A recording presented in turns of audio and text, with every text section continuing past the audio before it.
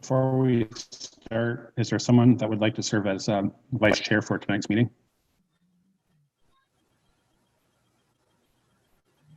All right, Vincent, I think Paul will step in as vice chair if you have any comments that you'd like to make. And you're free to start in about 30 seconds there.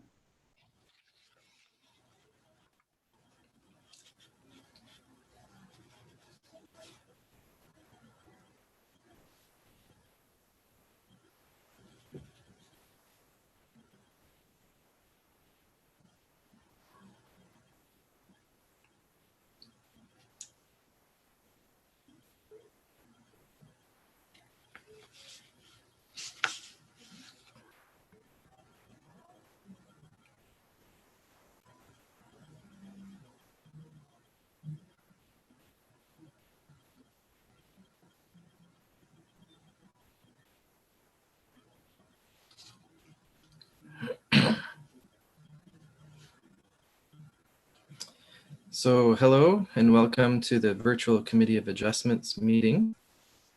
We have 3 agenda items to go through, which can be accessed on the city's website.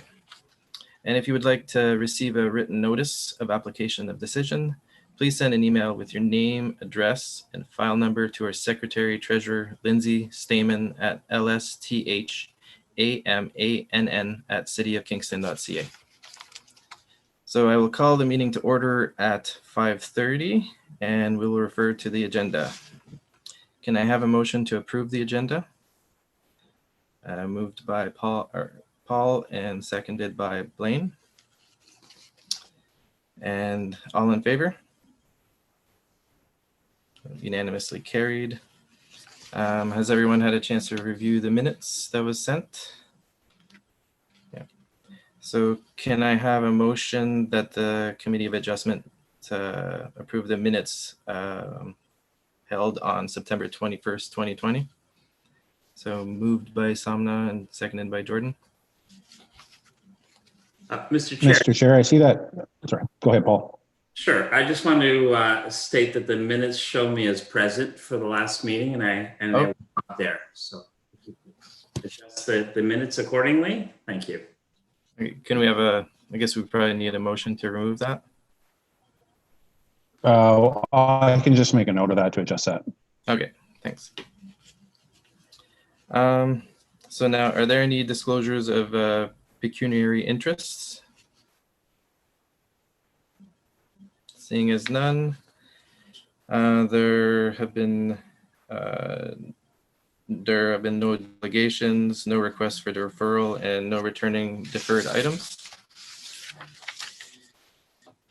So the first item on the agenda this evening is number 8A, which is an application for minor variance D13031-2020. Lindsay, can I have you read this into the record?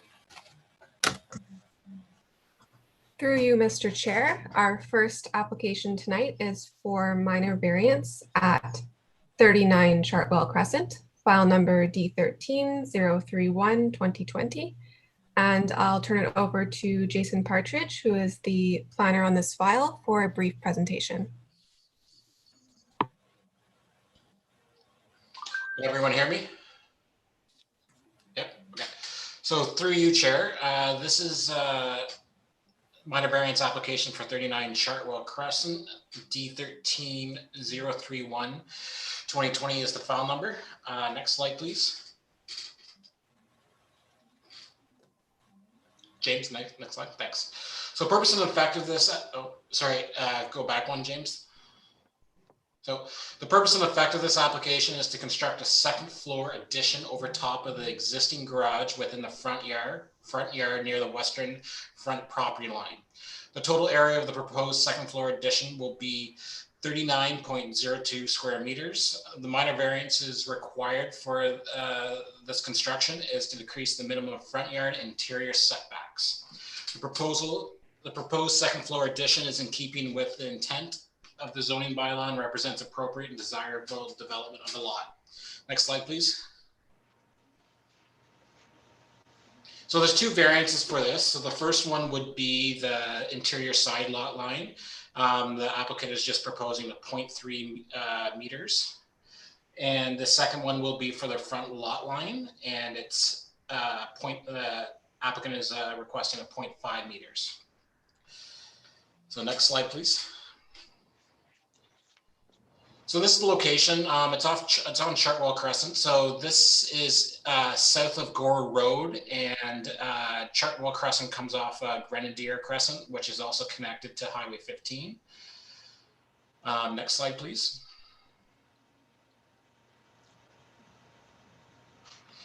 So the site plan shows right here, the garage in the front would be, and on top of that will be the second floor addition. To the left is the interior lot line, which is requesting a minor variance, and to the bottom of this slide is the front yard, which is also requiring a minor variance. Next slide, please. So here are the elevations. So you got the front view, side view, and rear view. So it's just directly over the garage. And to the left would be the interior side lot line, which will be requiring minor variance. So next slide, please. So recommendation, the requested variance is maintain the general intent and purpose of the City of Kingston official plan and zoning bylaw number 3274. The proposal is desirable for the appropriate development or use of the land, building, or structure, and the requested variances are minor in nature. As such, the proposal application meets all four tests of this subsection 45(1) of the Planning Act, and the application is being recommended for approval. So overall, we're recommending approval for this application, and also to note there was no public input as of today as well. So back to you, Mr. Chair. Thank you. So is the applicant, agent, or owner present? And if so, do you have anything to add?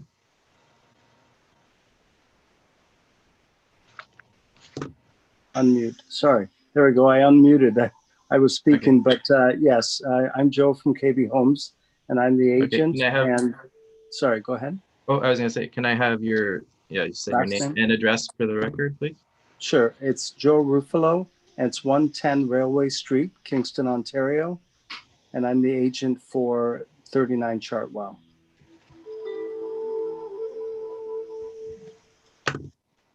Okay. Do you have anything to add? No, this is fairly simple. It's minor in nature, and we're just adding the second story addition just to expand the bedrooms of a growing family. Thank you. So going to the committee, do you have any questions for the applicant, staff, or agent?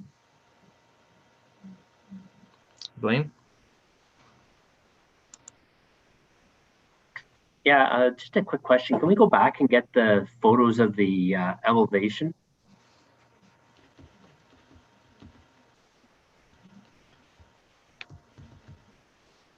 James, I think that's like number 5. There, right there. Yeah. It may just seem strange. I'm just asking a question, but on the first elevation slide up in the top left-hand corner, which I don't know whether it's on the screen yet or not. There it is. Yes. Why are we creating the offset from the foundation wall of the garage to overhang the side? Like if you didn't have that overhang, would you still require the variance? If you didn't have the overhang, you wouldn't require the variance, but it would make the extra bedroom there quite small because they needed that as their master bedroom, and that's why it's a little bit wider in that section. Okay. That's all. That was the only question I had. Okay, are there any other questions from committee members? Okay, so seeing as none, I'll open the public portion of the meeting. Are there any public members here to speak on behalf of 39 Chartwell Crescent? And Mr. Chair, there are no members of the public present right now, so we're able to proceed. Okay, so we'll close the public portion of the meeting. And now I guess we'll move to the committee for a motion. Moved by Paul, seconded by Jordan.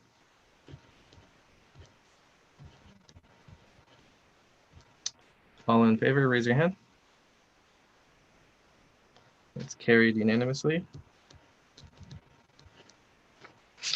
Okay, so now moving on to the second item in our agenda, which is number 8B, which is an application for minor variance D13041 2020. And Lindsay, can I have you read us into the record again?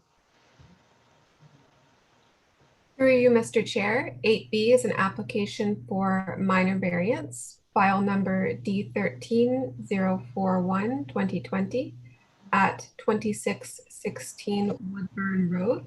Tim Fisher will give the presentation for this application.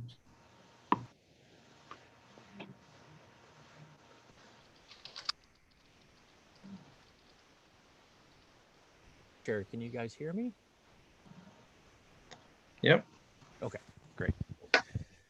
So we have a minor variance application for 2616 Woodburn Road, application number D13041 2020. Next slide, please.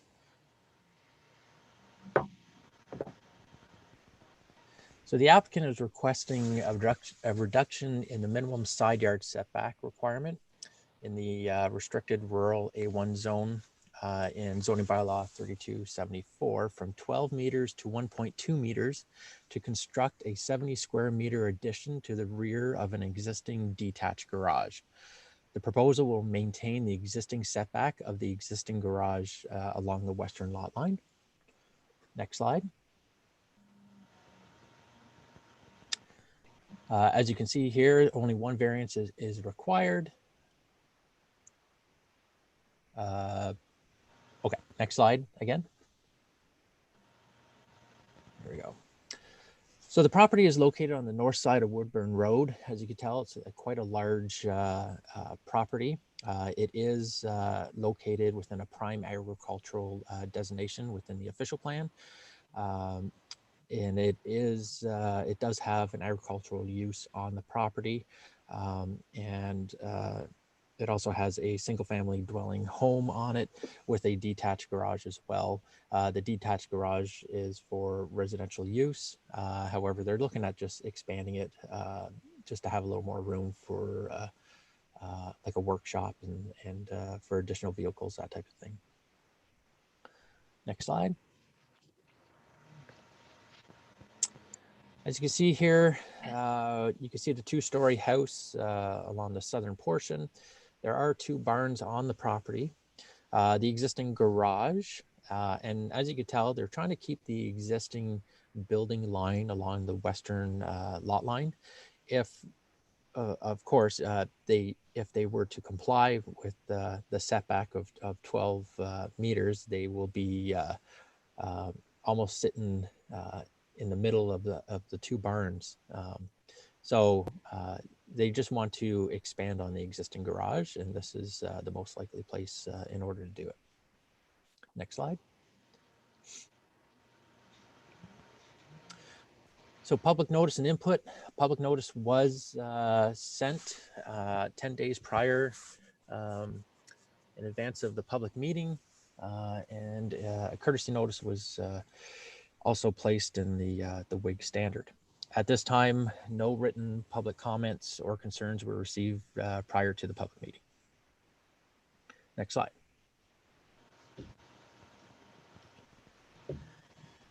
So, recommendation, the requested variance is consistent with the general purpose and general intent of both the City of Kingston official plan and zoning bylaw number 3274.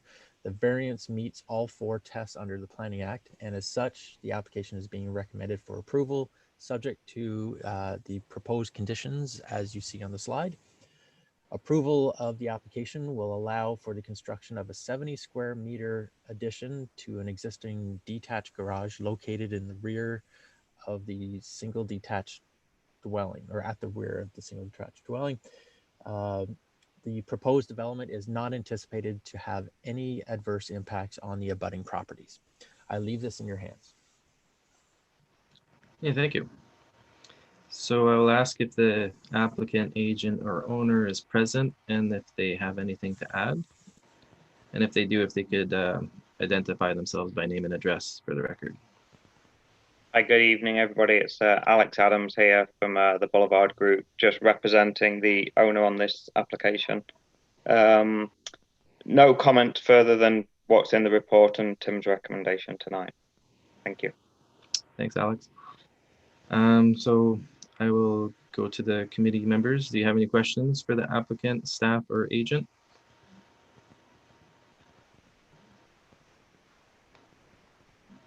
Seeing as no questions. Mr. Chair, I have a Sorry, question. Mr. Chair.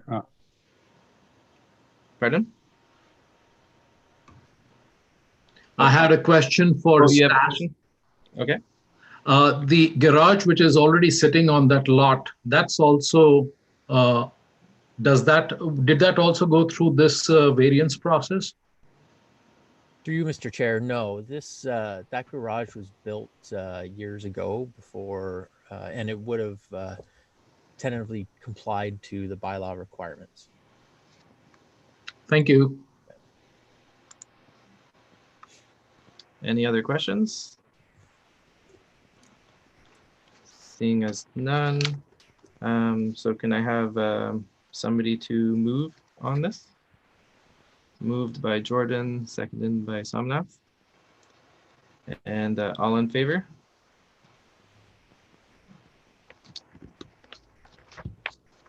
Carried. Thank you, everybody. Now moving on to the final item, which is number 8C, which is an application for minor variance D13-041-2020. And Lindsay, can I have you read us into the record again? Through you, Mr. Chair, this is an application for minor variance, address 2774 to 2814 Princess Street. The file number is D13-021-2020, and Tim Fisher is the planner assigned to this application as well. Yes, through Mr. Chair, the address here is 2774 to 2814 Princess Street. It's a minor variance application, file number D13-021-2020. Next slide, please.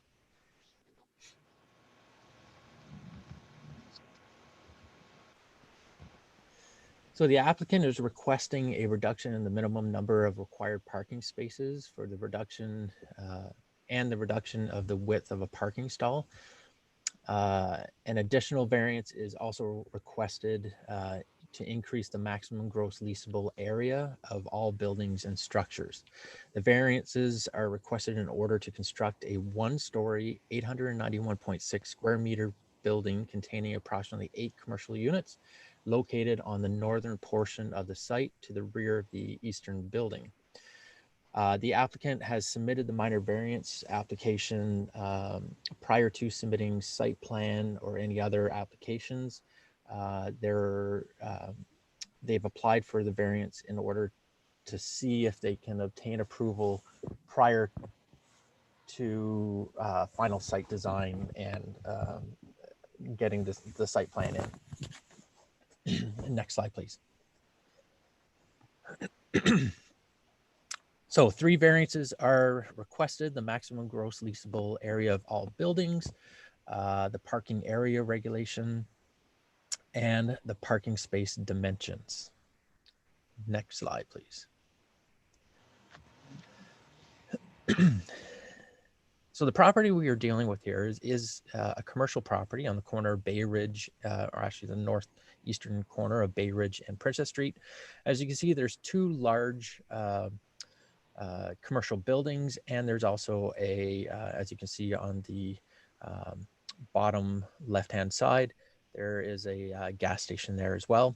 Historically, these properties were 2 properties, and they've merged on title. That's why you've actually see 2 separate buildings on this property here. So next slide.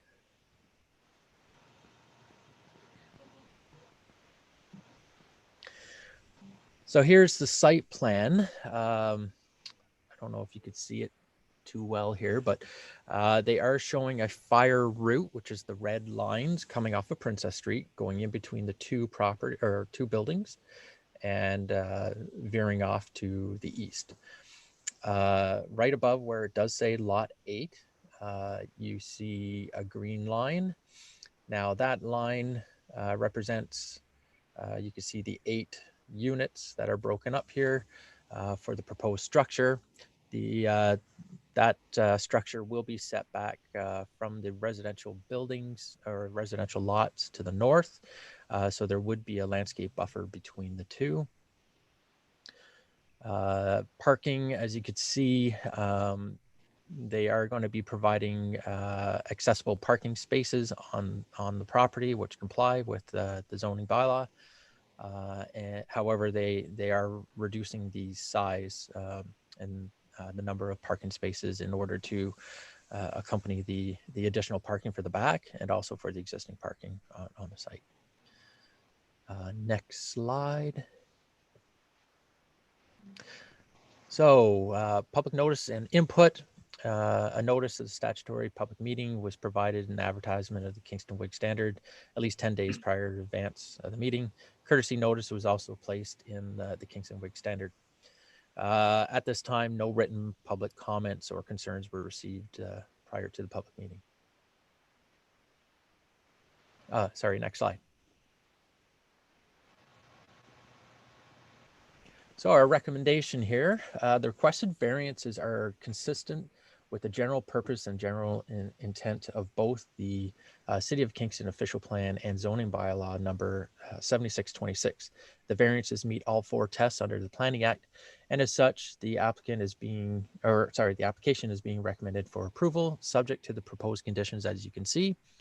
Approval of the application will allow for the construction of a 891.6 square meter commercial building containing 8 commercial units to an existing commercial development. The proposed development is not anticipated to have any adverse impacts on the abutting properties. Technical design issues will be addressed through the site plan control application process. I will leave this in your hands. Yeah, thank you. If the agent, applicant, or owner are present and have anything to add, if they could identify themselves by name and address for the record.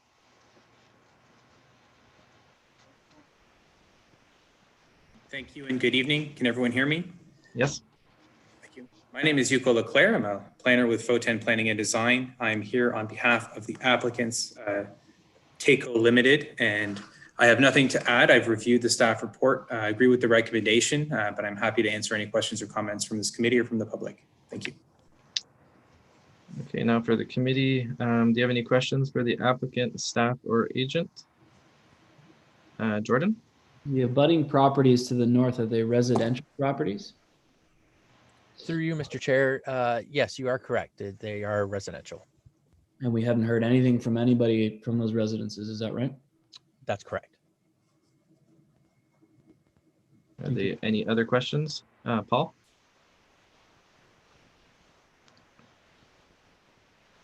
So maybe this is more to staff. It's concerning variance number 2.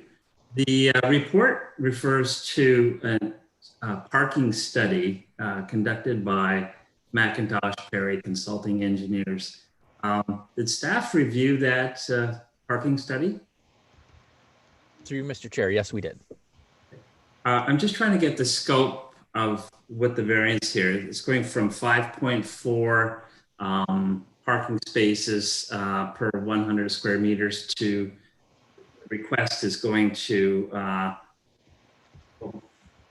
3.96. And I'm just trying to get a scope of how many parking spaces that would sort of calculate to be. How many fewer parking spaces? I don't know if Yuko can answer that before I can. I'll leave this with Yuko for now. I will look this up there real quick there for you. Okay. That would be helpful. Thank you. And through you, Mr. Chair, I do have the numbers in front of me. So what's being proposed on the site is 273 parking spaces. This represents an increase of 25 spaces over what's there today. Right. The bylaw requirement would require 374. So we're talking about a reduction of about 101 spaces. So the parking study that led to this rationale and the reduction did a couple of things. One of the things it looked at is looking at the city of Kingston's parking standards and compared to other municipalities. Found that our standard is pretty typical in that it's quite high, but when looking at sort of municipalities with more updated zoning standards like City of Ottawa, their standards are obviously a little bit lower. Ours is more in line with Napanee or Belleville. The study looked at the demand, the actual usage on this particular site. And what it did was it looked at demand in the lead up to Christmas shopping. So it was late November. It was on a weekday later in the week, which I had specifically asked the traffic engineer to do it on the weekend. And when I did that, they explained to me that it's actually better to do it on a Thursday or Friday. It's more representative of peak demand. Don't ask me for the specifics of that, but that's what the engineer told me. And what they found was that the actual demand on the site, so there's currently on the site, there's 248 spaces. During the day that they did their assessment, there was never more than 110 spaces being used. That was sort of the peak, the maximum that was reached. And what the traffic engineer acknowledges that this is just a one-day snapshot. So then they looked at the traffic engineer's manual to see what's typical. The traffic engineer's manual is based on looking at, I think, 29 different shopping centers in North America, primarily in the US. And what that manual found was that sort of the demand that we saw at this particular shopping center was less than the 33rd percentile. So what that traffic manual is telling us is that 33% of the time, we should be seeing more demand than we're seeing at this site. So the actual demand and usage for parking at the site is quite low compared to industry standards. But what the manual said was an appropriate level of parking for this particular site would be if we go to the 85th percentile. If we meet the 85th percentile, we're not quite tripling, but we're getting pretty close to tripling the observed maximum demand on this particular property. And that's the standard that they recommended, which is the ratio of 3.96, which is the 273 parking spaces that are proposed. Just a follow up to that. So when the study was undertaken, were all the commercial spaces fully leased out, or were there any vacancies at the time that would sort of impact, the volume of parking at that time? Do you have? Thank you. And through you, Mr. Chair, the traffic study did not identify vacancies at the time. This plaza has fairly typical sort of market standard vacancy rates. So whatever vacancy rates were in effect at that time are what would be expected at any given time. Fair enough. So I guess the report also mentions, and you also mentioned, sir, that industry standards, and you recognized Ottawa's standard, and parking has come up a few times, and I realize the city is trying to move to a more bike-friendly, public transit friendly, and pedestrian friendly sort of policies. And I'm just wondering, from a staff perspective, is there any plan to revisit this current bylaw? That, I mean, this request is actually quite significant, going from 5.4 to 3.96 from a percentage. Is there any plan to review that bylaw in the near future? Yes, through you, Mr. Chair. We're currently looking at consolidating our zoning bylaws, and this is actually one of the provisions that we're going to be looking at. We do recognize that there has been a number of variances in the past, or a lot of changes to our standards, and we are. You may see some changes in the new proposed zoning bylaw. Fair enough. Thank you. Blaine? Sorry. A couple of questions. One is, what time, because I do know the site, and I know that it's a strip mall, so there are high and low spots of traffic. But also, if this is during COVID, chances are two of the establishments weren't open. But also the fact that if you're reducing the overall length of a parking spot for somebody, unfortunately like myself, that drives a truck, it's very difficult to park in those smaller spots. So has consideration been made for that too? Because you're not only asking us to reduce the number of spots, but you're then making what spots there that much smaller for a little larger vehicle.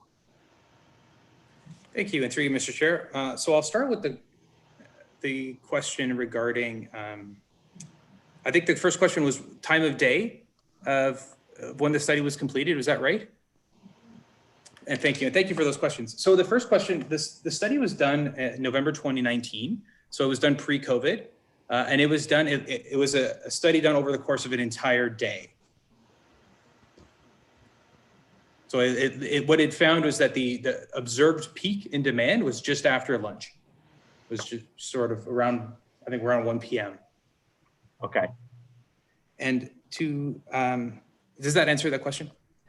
Yeah, I just wanted to have a sense of the traffic flow, because knowing the businesses on site there, there would be certain times that your study could reflect a more positive view, I guess. Through you, and thank you, Mr. Chair. And the traffic study, we really did try and make sure that the study was that the observers were on site when there was a maximum demand, to try and it doesn't benefit the applicant here to under provide parking. They want to make sure that they meet the needs of their clientele. So we did work with our traffic engineer and parking engineer to make sure that demand that was observed was reflective of the actual need on the site. And to the second question, again through you, Mr. Chair, we're actually not asking to amend parking stall length. We do often ask to do that, but in this particular case, the only amendment to parking stall dimension that we're seeking is to the width of a parking stall. And the reduction that we're asking for is a funny one. In our 5 zoning bylaws in the city of Kingston, 4 of the bylaws have a parking space width of 2.7 meters, a minimum. And then this particular bylaw, in bylaw 7626, the minimum parking space width is 2.75 meters. It's about 5 centimeters. So we're asking to reduce from 2.75 to 2.7. And on some of the longer stretches of the parking banks, that was actually enough to get us a couple of extra spaces. And then I just have one more question quickly about that. If these are retail spaces, how are these spaces going to be serviced by supplies? Are we talking, there's no back roadway behind this from what I can see, or provide that detail? Certainly, and thank you, and through you, Mr. Chair. So there is on the east side of the new building is where the loading space is proposed to be located. So it's actually more or less in the same vicinity of where the loading spaces are for the existing building. And that was one of the aspects that was the most challenging for us, is working through with our civil engineer and our architect, the building and parking space configuration to make sure that we could meet our loading spaces and vehicles could still maneuver into and out of them. And we're going to be working very closely with city staff on the site plan control stage to make sure that we meet site plan requirements with the city. And I think the city is the planning department and engineering department are going to make sure that there aren't any deficiencies there. But we did our sort of due diligence as part of the review, and we found that there is enough space there for vehicles to maneuver in and out of the loading bays that are provided. And furthermore, the loading bay that's provided is situated so that it doesn't cause any noise, the noise potentially from opening and closing the door doesn't face out towards the residential properties to the north, it's facing out to the east. Okay, and then the very last question is maybe to staff or whatever. Although you didn't receive any written correspondence from anybody that are going to be abutting this, because it is residential abutting this site, do we make any additional, I guess, requests or follow-up with people that would be directly impacted? I know that you send letters out, but does anybody follow up? Because I'm just, for my own understanding, just so that I know that everybody's been asked if they have any input. Yes, through you, Mr. Chair, through the site plan process, we would be posting a sign on the property as well too. So I believe passerbys and such would be notified of the site plan control process. Also too, we're through the process, or through the site plan control process, we'll be looking at issues such as light, sound, that sort of thing. and also vegetation, additional buffering. So there's a number of things that we look at that's quite standard to try to protect the adjacent residential properties. And obviously, we will work with the adjacent landowners if they do have concerns or anything through that process as well too. Okay, Jordan, did you have a question? You had your hand up earlier. No? And Somnath, is your hand up or no? Okay. Okay, so moving on to the public portion, open it up to the public. Is there anybody in the public gallery? Can you confirm that anybody registered to speak to this? Mr. Chair, I do not believe that anyone else wishes to speak to this matter this evening from the public. Okay, so I'll close the public portion. So can I have somebody from the committee to move in second? Moved by Somnath. And seconded by Paul. Any discussion? All in favor, raise your hand. That's unanimously carried.